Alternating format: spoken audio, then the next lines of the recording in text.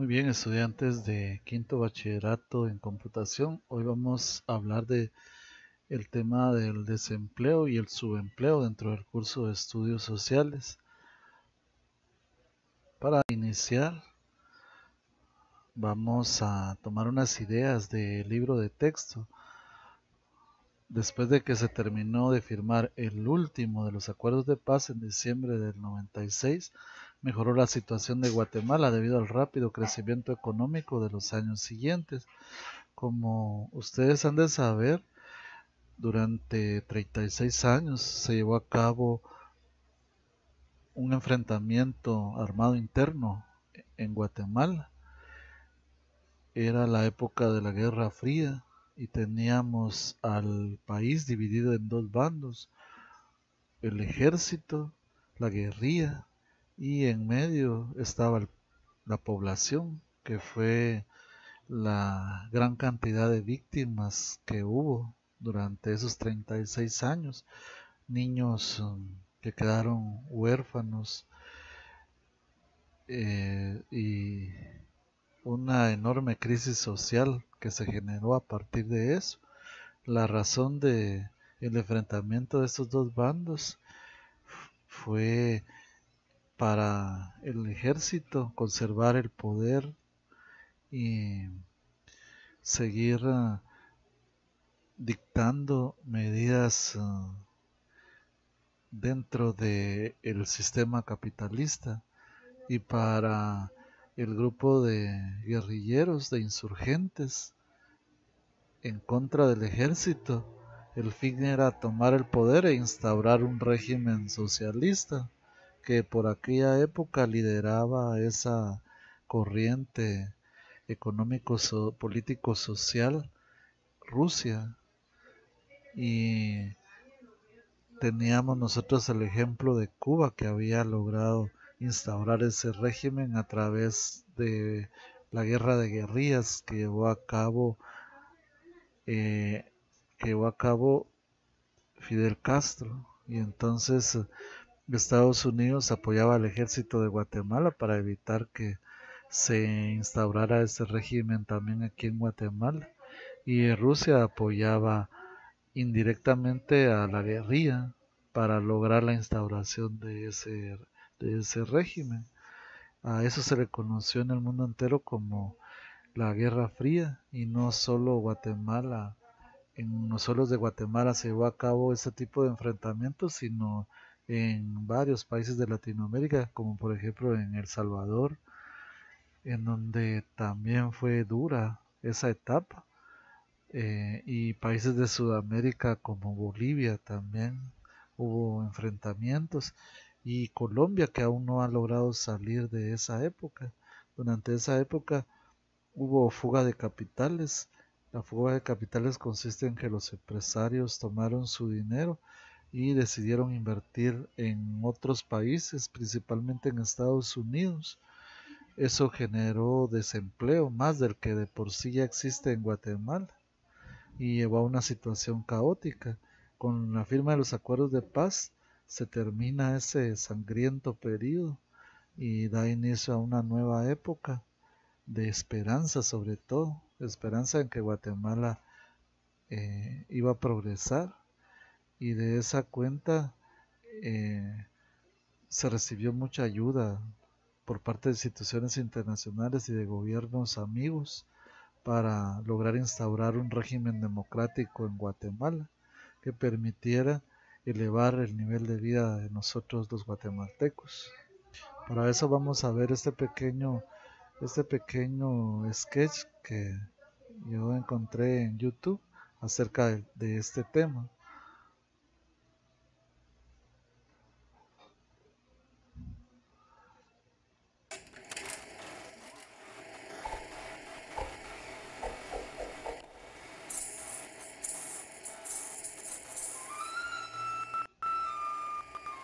Esta es la película que narra el conflicto armado de Guatemala.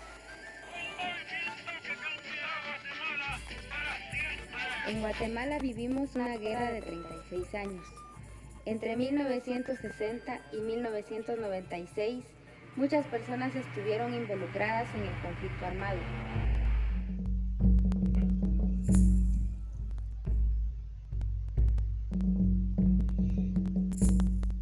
Durante los años de 1944 y 1954, hubo gobiernos que otorgaron derechos básicos a la población, como la educación, la seguridad social, el derecho laboral, los servicios de salud o la distribución de tierra para sembrar.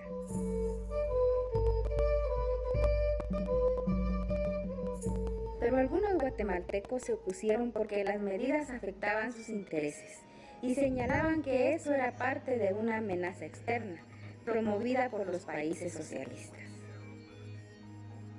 En esa época, los países capitalistas, liderados por Estados Unidos, que alentaban el libre mercado y la democracia, se enfrentaban a los países socialistas, también llamados comunistas, que privilegiaban la distribución equitativa de la riqueza a través de gobiernos fuertes. Con el apoyo de los Estados Unidos, los opositores guatemaltecos impusieron por la fuerza un nuevo gobierno en 1954 y limitaron las conquistas sociales de la revolución. El nuevo gobierno encarceló a 9,000 personas, casi una de cada 50 adultos. Además, prohibió los sindicatos y muchos partidos políticos y acusó de ser comunistas a 72,000 personas, 7 de cada 50 adultos de la población guatemalteca.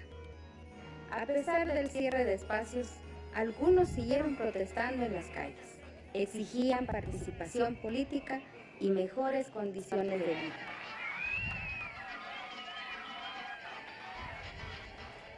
El conflicto con el gobierno fue en aumento y en las calles muchas personas demandaban la solución a sus necesidades.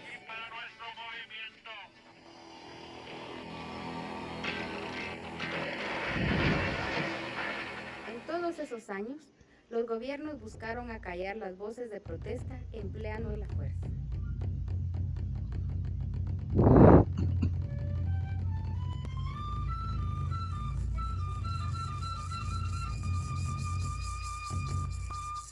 En 1962, algunos ciudadanos y miembros del ejército buscaron derrocar al gobierno. Para ello se organizaron y buscaron armar a otros guatemaltecos para la lucha. Durante el tiempo que duró el conflicto armado, algunos guatemaltecos apoyaron a la guerrilla y otros al gobierno. Otros trataron de mantenerse al margen para sobrevivir. Algunos se unieron a uno u otro bando.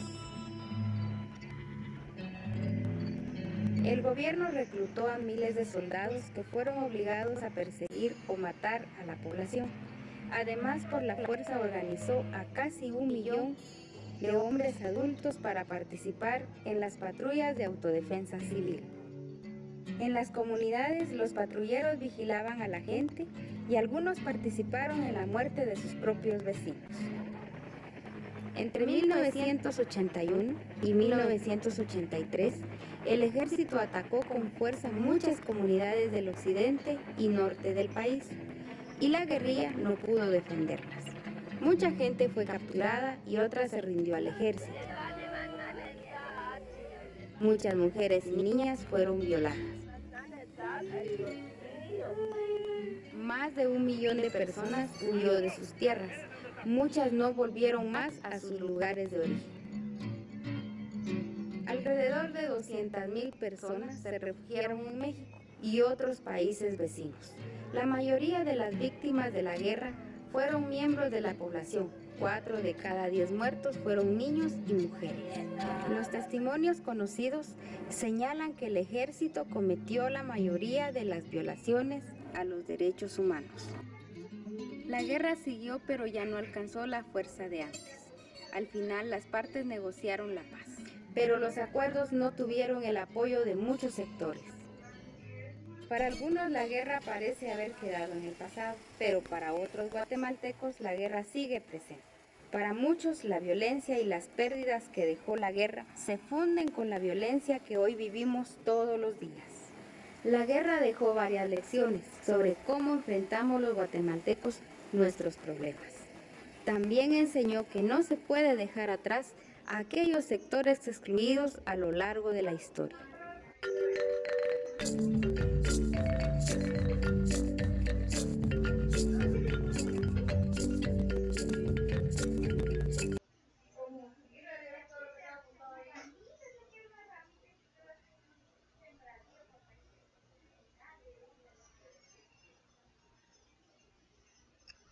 Tenemos entonces que esta situación de el conflicto armado interno generó, agravó la problemática social en Guatemala, y después de la firma de los acuerdos de paz, pues se empezó a vivir una época de bonanza para Guatemala, ya sin tener que preocuparse por ese enfrentamiento armado.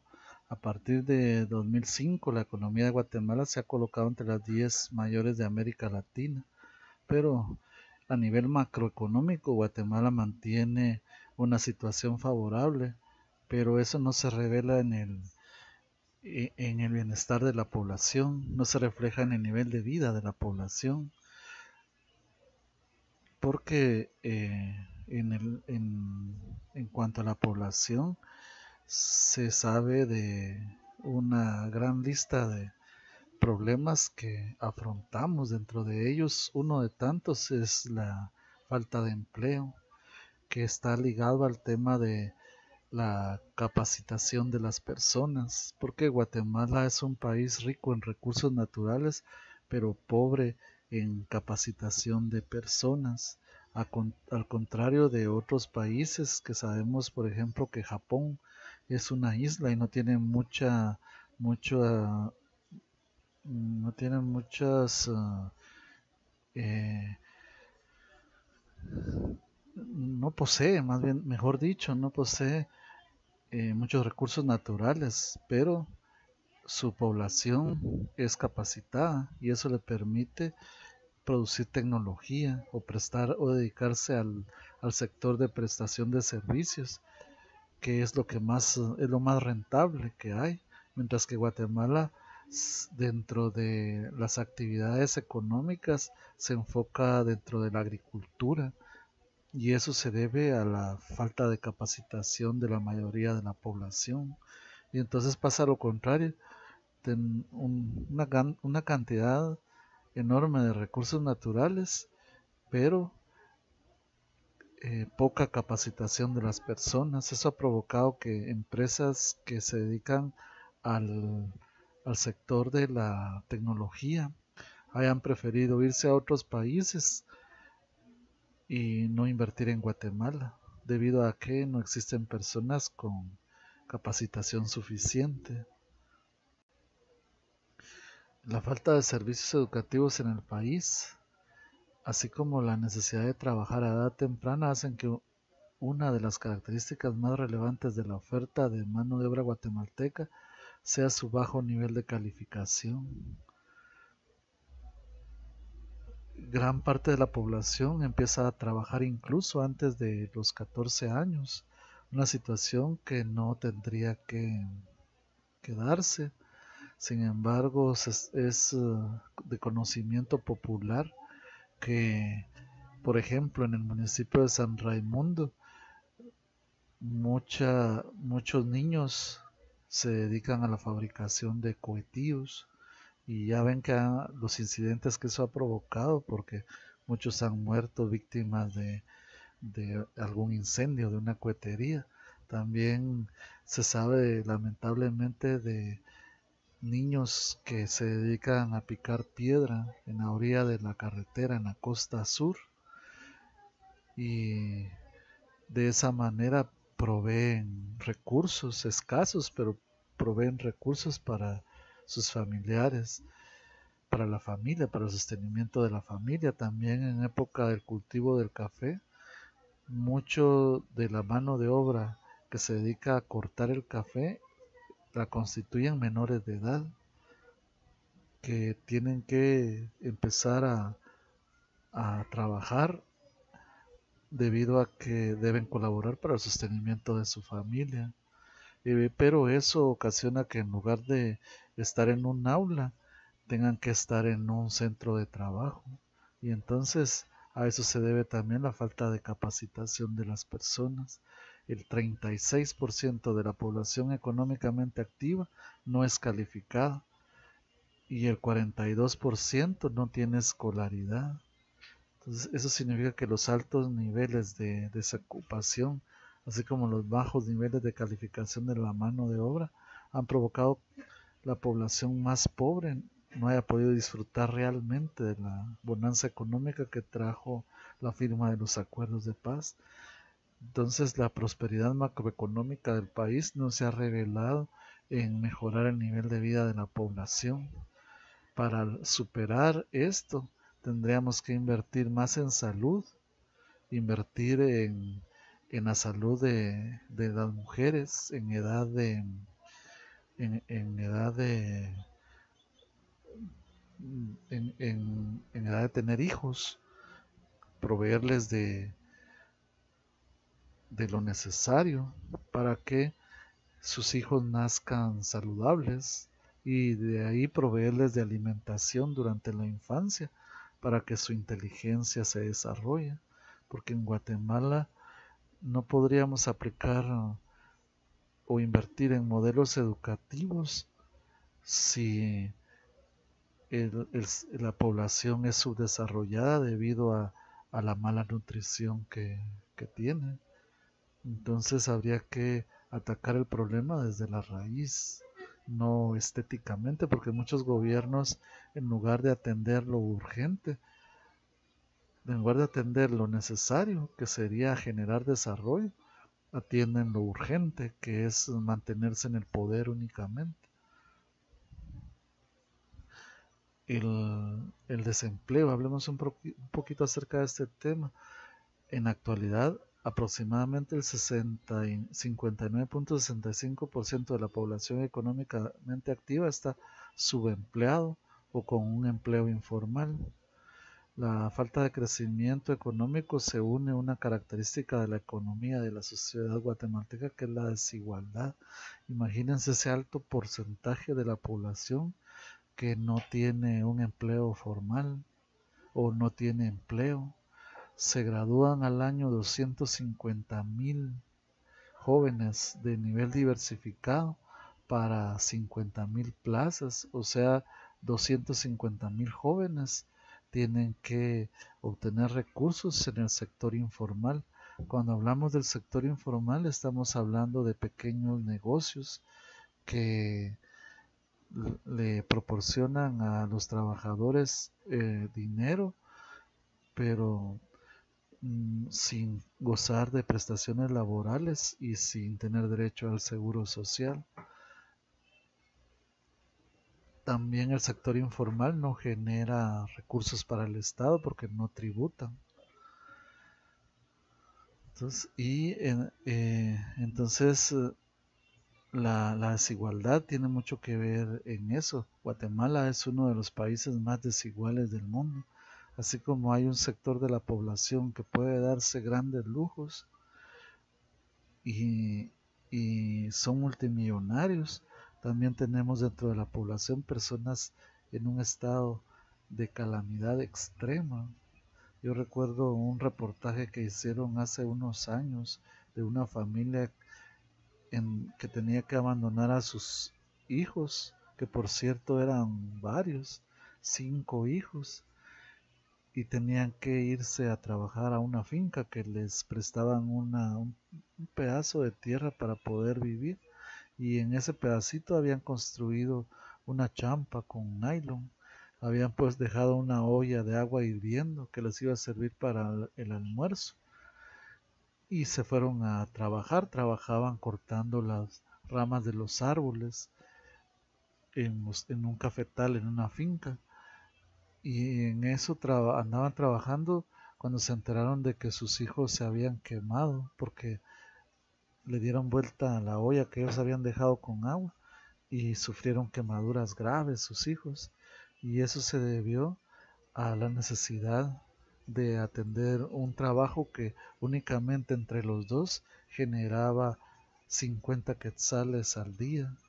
La extrema pobreza es, se mide para personas que subsisten, y se dan casos aquí en Guatemala con $1 diario. Estamos hablando de 7 quetzales con 50 centavos al día. Eso es extrema pobreza, y gran parte de la población se mantiene en esa situación. Imagínense ustedes que el 1% de la población recibe el 14% del ingreso nacional, el 1%, el 14%, y un 15% de la población extremadamente pobre recibe únicamente el 2%. Es decir, que la riqueza está mal distribuida. Ahora, los países democráticos, los sistemas democráticos, para contrarrestar esa desigualdad, lo hacen a través de la tributación. A través de la tributación se redistribuye la riqueza, porque tiene que colaborar con el Estado el que más dinero tiene, con una cuota más alta de dinero, y de esa manera se logra la redistribución de la riqueza. Pero eso no sucede aquí en Guatemala. Aquí en Guatemala, la élite, las personas que más capacidad económica tienen, son los que más defraudan al Estado en cuestión tributaria, y entonces no funciona el sistema. De esa manera no funciona, con corrupción no funciona. El desempleo abierto es en general mayor en la región metropolitana y en las áreas urbanas. Realmente el lugar donde más fuentes de empleo hay es en la ciudad de Guatemala o en las cabeceras departamentales, principalmente Quetzaltenango, también Escuintla, que son departamentos económicamente activos.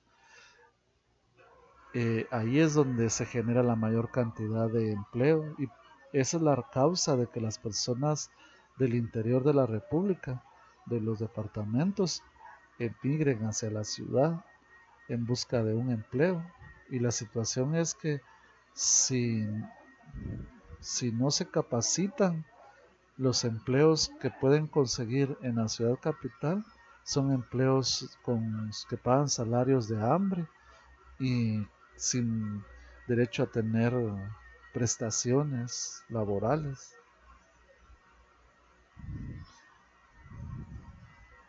El subempleo. El subempleo es una situación de aquellas personas que trabajan muy pocas horas a la semana, no llegan a un mínimo, que serían casos, el menor de los casos sería este, de modo esporádico, sin suficiente regularidad, por un monto inferior al salario mínimo. Muchos, muchos empleos que tomamos en este rubro caen en que no se les paga el salario mínimo. Por eso es un subempleo. Un ejemplo es el caso de y se da mucho en el caso de las mujeres en los negocios que venden tortilla, en las tortillerías. Hemos visto a nivel nacional que sufren de explotación laboral estas personas, ya que no les pagan ni siquiera el mínimo. Imagínense, yo supe el caso de una persona que trabaja en una tortillería y empieza a trabajar a las 6 de la mañana y termina a las 7 de la noche. Está trabajando más de 12 horas, 13 horas al día por 30 quetzales. Es algo inhumano. Eso aparte de ser explotación, es subempleo.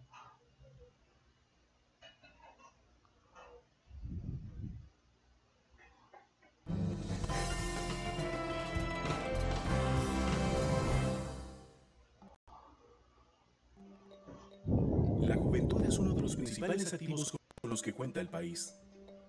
Alrededor del 70% de su población es menor de 30 años y cerca del 30% tienen entre 15 y 29 años.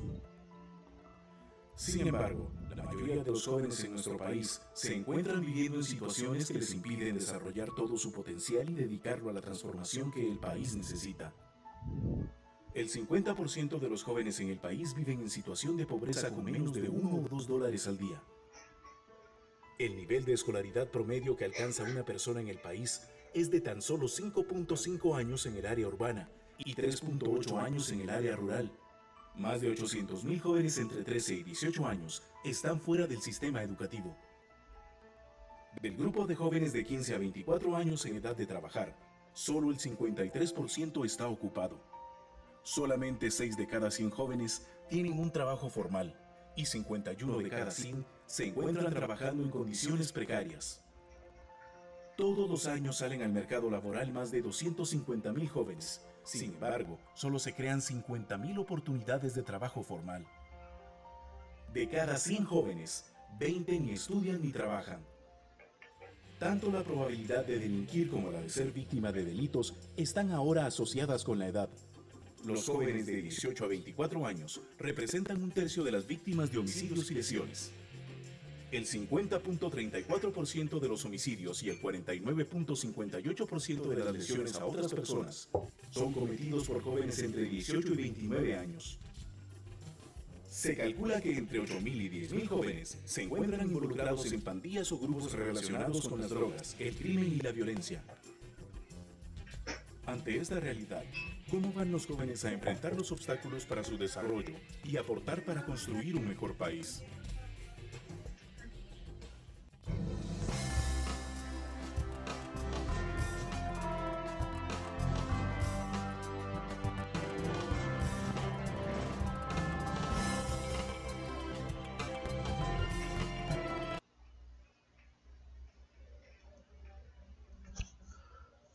Muy bien, entonces hasta ahí llegamos. Gracias por su atención. Espero verlos pronto.